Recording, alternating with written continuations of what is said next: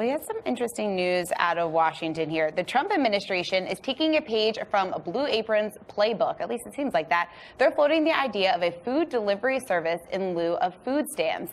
Now, this will put the government in control of what millions of Americans are eating.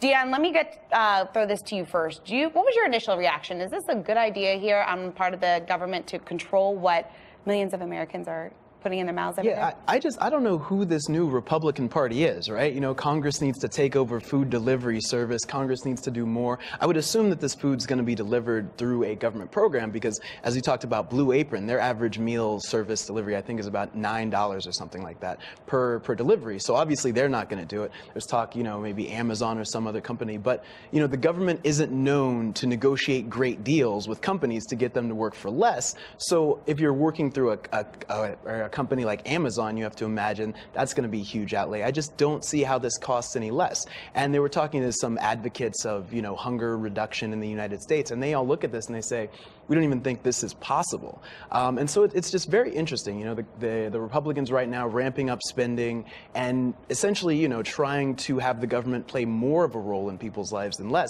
That's not the Republican Party that I remember over the last 8 years. I'll take the other argument on this. I've been a critic of Trump on many things. I actually like this idea. I think it's innovative.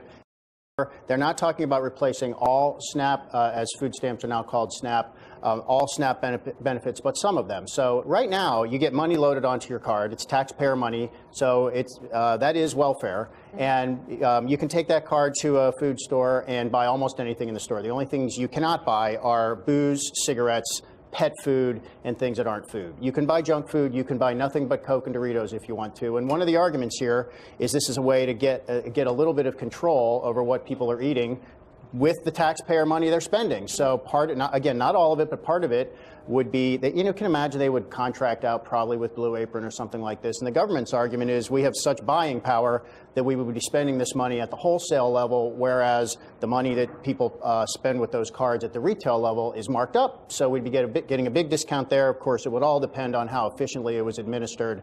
Always plenty of room for trouble there. Deon's right about that. But I think it's interesting.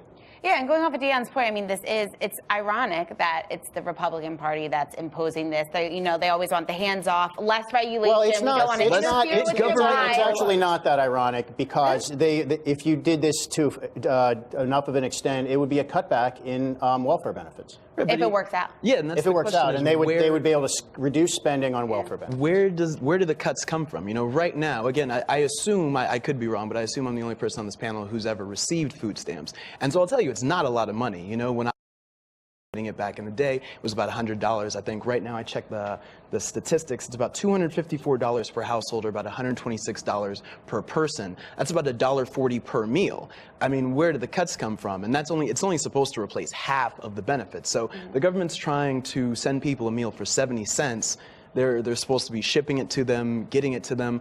All this seems like it would be an increase in cost, not a decrease. And again, you're missing out on things like proteins, whole grains. And well, that's the argument, though, that the food they would be delivering would not be junk food. Right. It would be the kind of, you know, virtuous food. But so the government would, yes. So in this case, you can guarantee the government would be telling people what to eat. They're like, here's a food you can eat, and we're not going to give you a bunch of garbage. So yes, it would be paternalistic, and that's been one of the arguments against putting limits on the types of things. But it would also have to be non-perishable food, because you can't send people fresh food in through the mail. Which is why it would only be part of the benefit.